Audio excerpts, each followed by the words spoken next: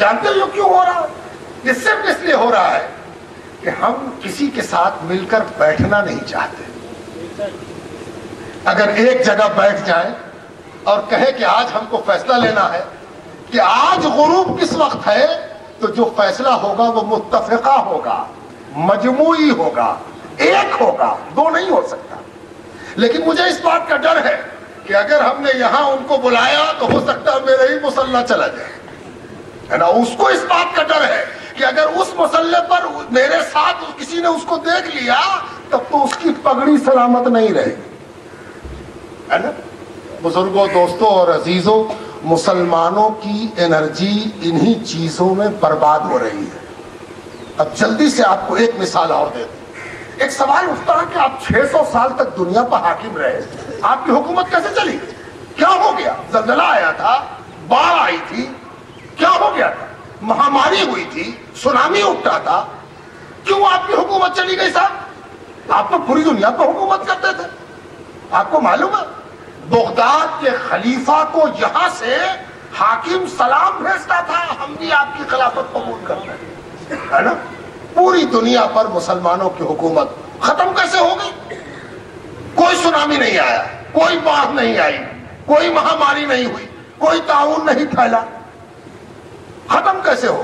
جب آپ غور کریں گے تو دنیا کی کئی زبانوں میں ان مسائل کا ترجمہ ہو چکا ہے. سقوط بغداد، بغداد کی تباہی، بغداد کا ختم ہونا. معلوم ہے اگر کسی نے بغداد کے ختم ہونے کو سمجھ لیا تو اپنے بھی برباد ہونے کا راز اس پر کھل جائے گا. بغداد، سب سے پہلی وجہ بغداد کے تباہ ہونے کی مسلمانوں کا آپسی اختلاف. اس قدر جھگڑا، اس قدر رگڑا، اس قدر تباہی، اس قدر اختلاف کے اندر گھس گیا اور ہم ہنستے رہے کہ وہ مارا جا رہا، ہم تھوڑی مارے جا رہے ہیں. اور اس کے بعد جب ہم مارے گئے تو ہم کو کوئی بچانے والا نہیں تھا. اور دوسرا احساس کمتری، میرے اندر انفینٹی کمپلیکس پیدا ہو گیا. ہم کو لگا کہ ہم کچھ نہیں کر سکتے، تعصب ہے، ہم کو نوکری کون دے گا، ہم کو کہاں، جیسا کہ کہہ رہے تھے ایاز احمد شفیع صاحب، آپ سن رہے، ہم ایک پزلڈ قوم ہیں، ہم پھنس گئے ہیں، ہم گھبرا گئے، ہم نا امید ہو گئے، ہم قنوطیت کا شکار، ہم نا امید ہو چکے ہیں، ہم نے مان لیا ہے کہ کچھ نہیں ہوگا. میں مثال دوں، بغداد میں جب لاکھوں لوگ مار دیے گئے اور دلی کا قطب مینار دیکھ کر مسلمان کو ایک بات اور سوچنی چاہیے. تو قطب مینار دیکھا، اوپر سے جو قرآن کی آیت لکھی ہوئی، اچھا پہلے کے لوگ بڑے اونچے معمار ہوتے تھے، کیسے کیسے انجینئر تھے، قطب مینار بنا دیا. آپ کو ایسا لگتا ہوگا. مجھے ایک دوسری بات سوچتی ہے، جب میں قطب مینار دیکھتا ہوں تو میں سوچتا ہوں کہ میں نے ایک کتاب میں پڑھا تھا کہ بغداد دنیا کا سب سے ترقی یافتہ شہر تھا. چاروں طرف اسلام نظر آتا تھا، ہر طرف مسلمان تھے، دنیا کی راجدھانی تھا بغداد. ایک دن جب وہاں ہلاکو گھسا تو معلوم ہے اس کے سپاہیوں نے شوق سے کھیلتے ہوئے طبیعت بہلانے کو مسلمانوں کے سروں کو ایک جگہ جمع کیا.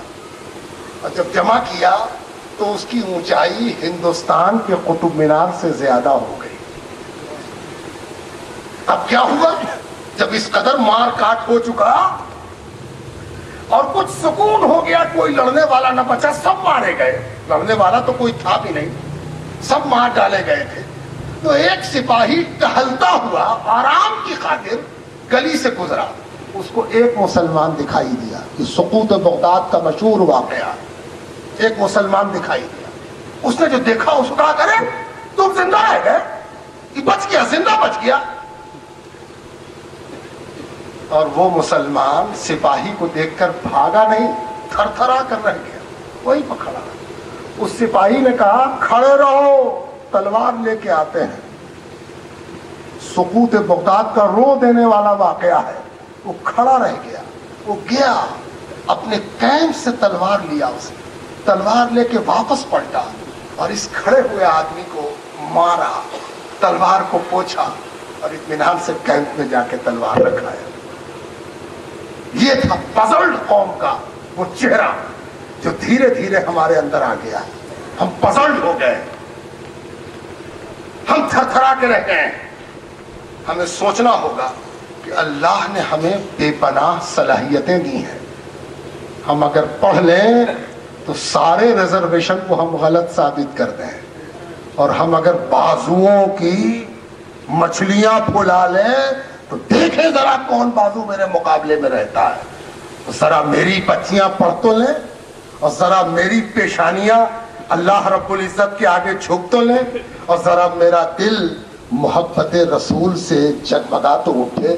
پھر دیکھیں کون بچتا ہے اس روئے زمین پر ہمارا مد مقابل. وما علینا الا